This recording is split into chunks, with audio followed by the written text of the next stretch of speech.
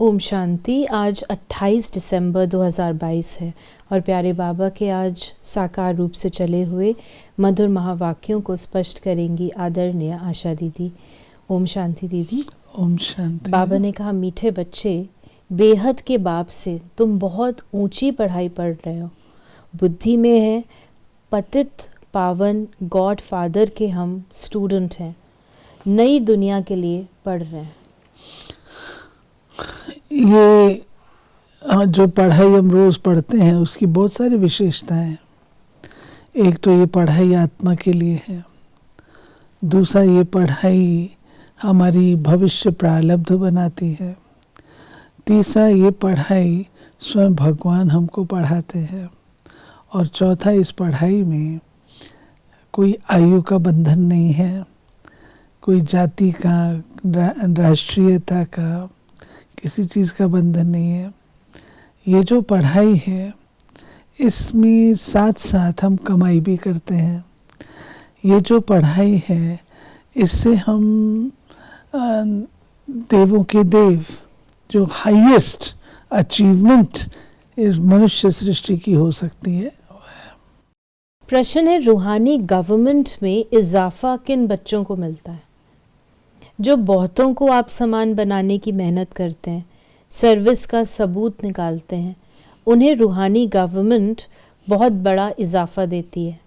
वो भविष्य 21 जन्मों के लिए ऊंच पद के अधिकारी बन जाते हैं। बाप कहते हैं बच्चों को कि मेरे द्वारा तुम मीठे मीठे बच्चे पढ़ाई पढ़ रहे हो। ये पढ़ाई है ही नई दुनिया के लिए, और कोई ऐसा कह ना सके कि हम नई दुनिया के लिए पढ़ रहे हैं। जितना अच्छी रीति पढ़ेंगे उतनी प्रारब्ध 21 जन्मों के लिए तुम्हारी जमा हो जाएगी। बेहद के बाप से बेहद की पढ़ाई पढ़ रहे हैं। ये बेहद की बहुत ऊंची पढ़ाई है, बाकी तो सब पाई पैसे की पढ़ाई है।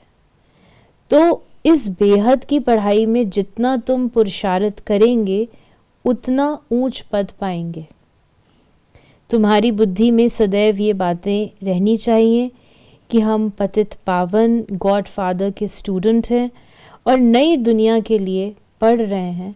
तो तुमको कितना अच्छा पुरुषार्थ करना चाहिए कि हम पढ़कर पहले बाबुल के पास जाएंगे, फिर अपनी अपनी पढ़ाई अनुसार जाकर नई दुनिया में पद पाएंगे। बाबा बता रहे हैं कि इस पढ़ाई से तुमको क्या प्रारब्ध मिलती है, और बाबा ने कहा कि तुमको घर जाने का रास्ता भी इस पढ़ाई से ही मिलता है।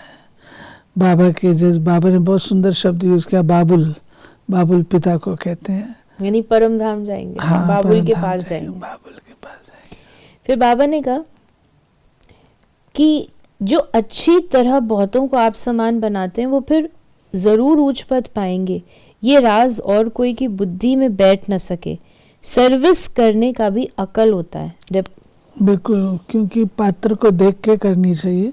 अगर कोई पात्र नहीं है और आप जबरदस्ती उसको सुनाते जाएं तो ये आपकी कमजोरी है।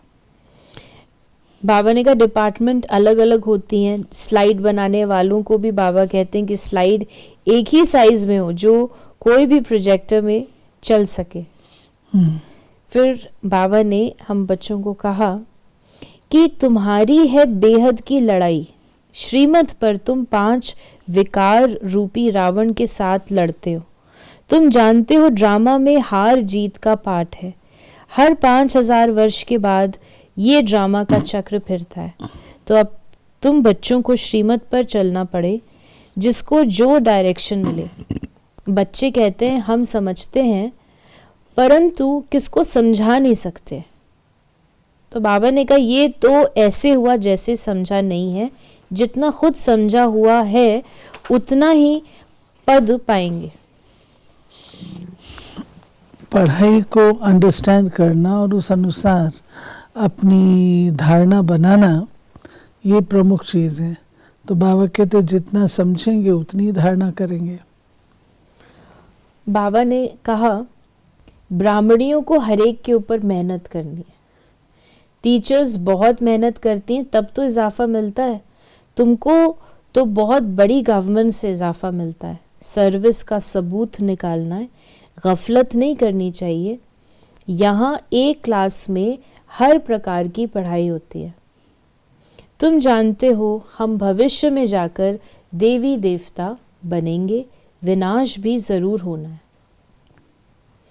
फिर बाबा ने हम बच्चों को कहा कि बाबा को याद है एक सेठ था, उसने बोला लक्ष्मी नारायण का मंदिर बनाता हूँ, उसके लिए नए जेवर बनाने हैं।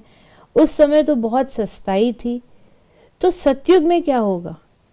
भक्ति मार्ग में बहुत माल थे जो सब लूट कर ले गए। अब तुम बच्चों को सारा मालूम पड़ गया है। ये पढ़ाई है बहुत ऊंची, छोटे छोटे बच्चों को भी सिखलाना चाहिए। राज विद्या के साथ ये भी विद्या देते रहो।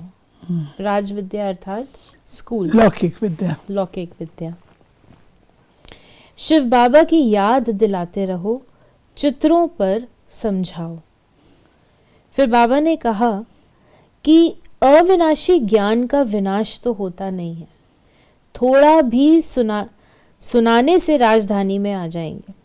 इसे स्पष्ट करें कि थोड़ा भी सुनाने से, आज बाबा ने सुनने से नहीं कहा है, थोड़ा भी सुनाने से, वो सुनना ही, सुनने से एक्चुअली ये सुनना है तो राजधानी में आ जाएंगे। तो उसे स्पष्ट करें। ये राजधानी त्रेता युग की भी तो है, तो त्रेता युग धारणा की नहीं, सिर्फ सुना है तो प्रजा भी तो 33 करोड़ के करीब अंत तक हो जाती है, तो थोड़ा बहुत आकर के उनको प्राप्ति हो जाएगी।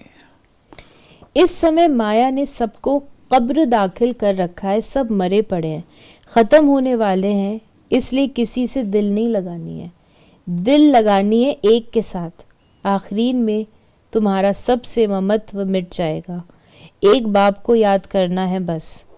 तुम समझते हो हम ये पढ़ाई भविष्य 21 जन्मों के लिए पतित पावन बाप के द्वारा पढ़ रहे हैं।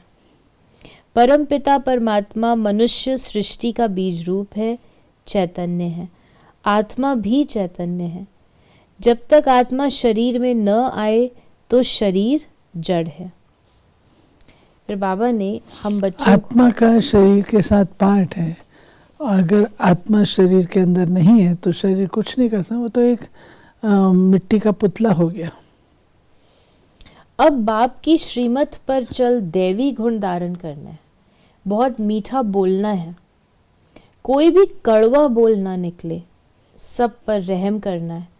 तुम सबको सिखला सकते हो। भगवानुवाच मन मना भव। उनको ये पता नहीं है कि भगवान कौन है और उसने कब गीता सुनाई। तुम अभी समझते हो भगवानुवाच अशरीरी बनो।